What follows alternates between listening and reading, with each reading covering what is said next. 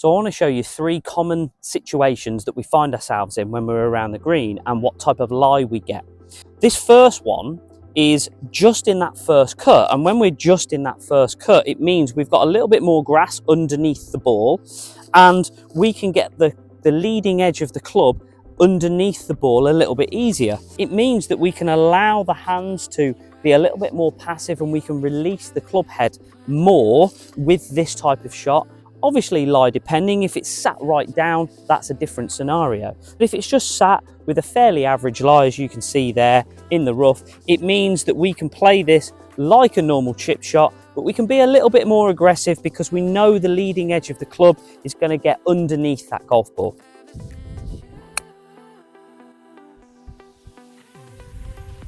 You can see I actually took a divot there so I could get right underneath that golf ball.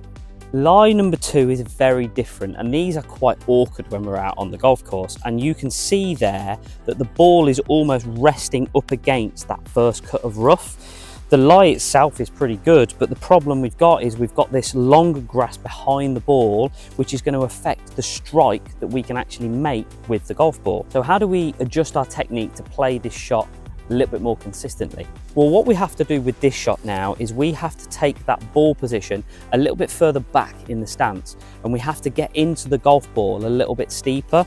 And the reason for that is we need that leading edge to cut through that longer grass and get to the bottom of the ball. If we play this a little bit more passive like we would do with that first scenario, then it means we've got a chance of catching more of this grass behind the ball, which is going to affect the strike, and we may even come up very, very short with that golf shot. So we're going to move that ball position further back in the stance. We're going to get steeper down into the ball. The ball's going to run out a little bit further because it's going to come out a little bit hotter.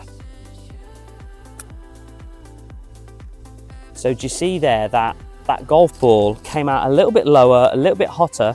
I didn't quite strike it very well, even with that lie, but you can see how it ran out a little bit more than the previous one. So the third scenario is we've got the golf ball on the fringe or the apron, and we've got nothing around this golf ball that's actually going to stop us making good contact with it. The problem we've got here, especially when we're looking in the summer months, is the ground's quite firm.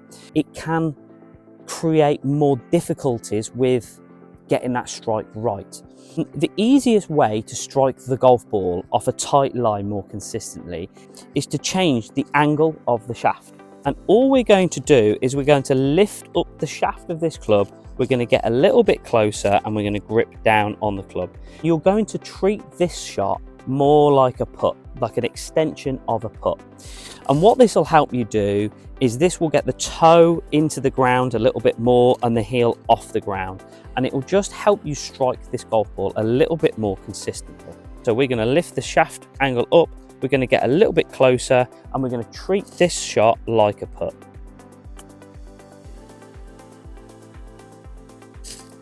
And it's really, really easy to strike a golf ball off firm ground when you lift up the shaft angle on that wedge.